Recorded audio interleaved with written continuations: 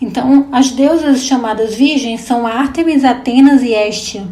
E as chamadas deusas vulneráveis são Hera, Deméter, Perséfone e Afrodite. Qual é a diferença de um grupo para o outro? As chamadas deusas vulneráveis são aquelas cujo papel é mais tradicional. São aquelas que assumem papéis de mães, esposas e filhas, tá? Elas são realmente reconhecidas por esse modelo. Enquanto que as chamadas deusas virgens, aqui a expressão virgem vem do sentido de independência. Elas não estão diretamente vinculadas, atreladas a uma outra pessoa. Elas têm ali uma identidade própria, tá?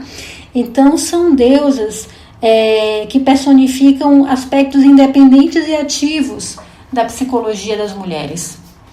Se você for olhar as mulheres que têm esse perfil, né? Ártemis, Atenas e Hestia, muitas vezes acabam nem se casando, por exemplo. Elas se relacionam, mas elas não adotam o modelo tradicional de casamento. Não deixam a sua vida girar em torno da noção de casamento, da noção de família. Elas constituem família, elas se casam, mas isso não é o ponto central de suas vidas, tá? Então, por exemplo, se você for olhar a mulher Ártemis, ela tem ali uma função de ser, por exemplo, a grande irmã. Ela é aquela pessoa que agrega mulheres, é aquela pessoa que está à frente dos movimentos femininos, tá? É competidora, é feminista. Então, ela tem ali essa característica central de estar agregando outras mulheres, de estar fortalecendo o ciclo de mulheres. A deusa Atena, ela tem como característica principal a questão do estudo, do intelecto. Ela é mais estrategista, ela é conhecida como filha do pai, porque ela tende a reproduzir esse modelo do patriarcado, mas ela é autônoma em termos de relacionamento, tá? Então, para ela o central é o intelecto, a estratégia, o entendimento, é o debate, é o discurso. Isso é mais importante. As mulheres com perfil mais acadêmico, que estão na universidade, que exercem liderança, elas têm muito esse perfil Atena. Hestia, por sua vez, que também é uma deusa virgem, que é menos conhecida da gente, né, por incrível que pareça, é aquela mulher que tem mais esse perfil de nunca se casar. É mais conhecida como solteirona, é aquela mulher que é muito, muito sábia, né? Ela tem uma profundidade de conhecimento e de emoções, está muito vinculada à casa, ao templo. Então é uma mulher que vive sozinha e vive bem sozinha, tá? Ela não precisa estar com outras pessoas para se sentir bem, ela é mais independente até nesse sentido mesmo. Então essas são as 3 deusas virgens, que são independentes. As deusas vulneráveis vão, no caso, assumir esses papéis, né? Como eu falei, que são mais tradicionais. Então Hera, por exemplo, é uma deusa que se relaciona ao casamento. Ela é a esposa, ela é fiel aos compromissos. Para ela é importante esse status de estar casada. É aquela mulher que vai fazer questão de um casamento tradicional. É aquela mulher que está sempre voltada para o marido. O papel de mulher, esposa, é muito importante para essa mulher que tem essa característica Hera. A Deméter, por sua vez, é aquela que é mãezona, né? Que cuida dos outros.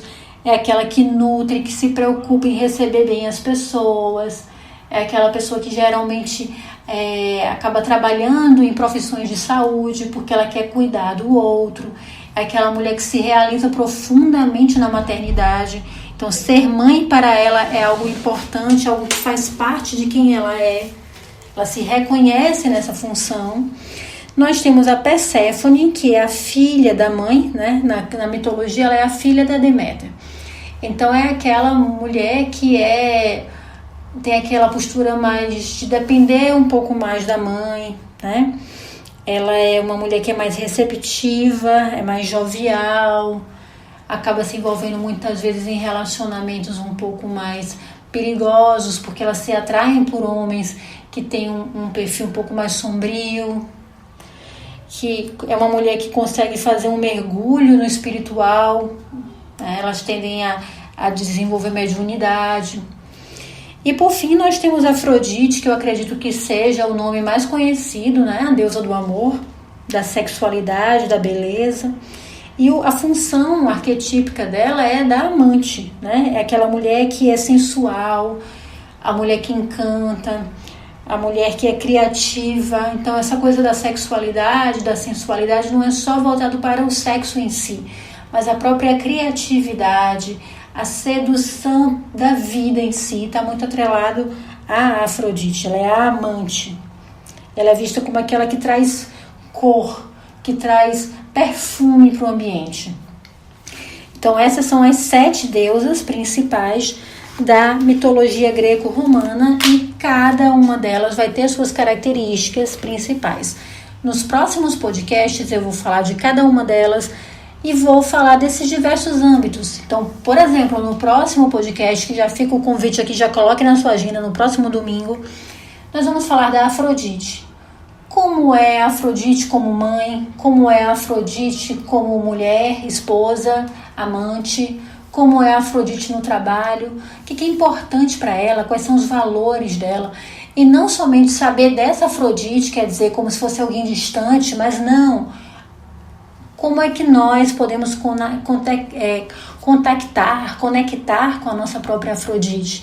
Não somente aquela mulher que já tem esse arquétipo em primeiro plano, que você olha para ela e diz, uau, essa mulher é uma Afrodite. Isso aconteceu comigo, inclusive, quando eu fazia minha especialização em psicologia junguiana.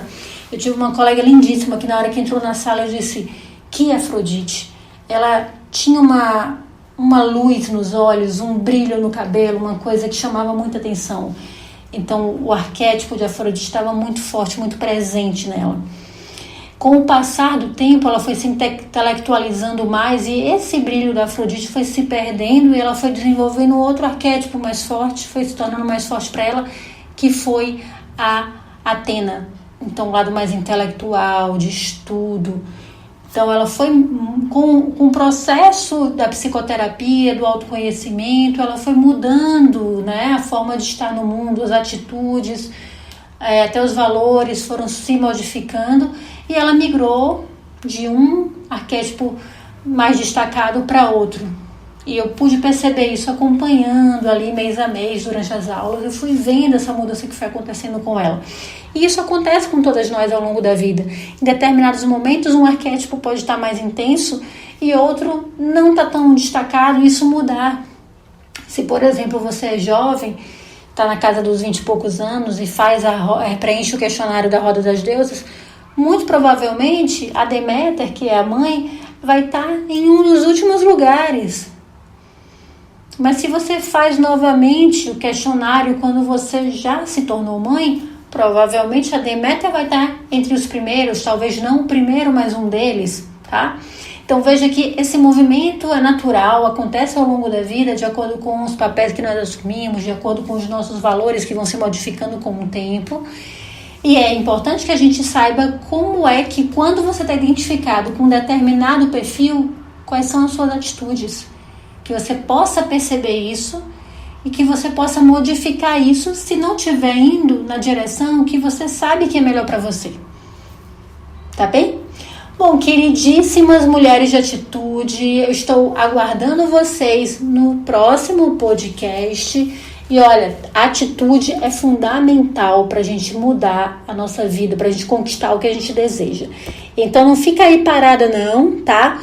Corre atrás, vai lá no Telegram, pega o questionário, preenche, identifica qual é a sua deusa, passa a pensar sobre isso, busca leitura sobre isso e vamos juntas.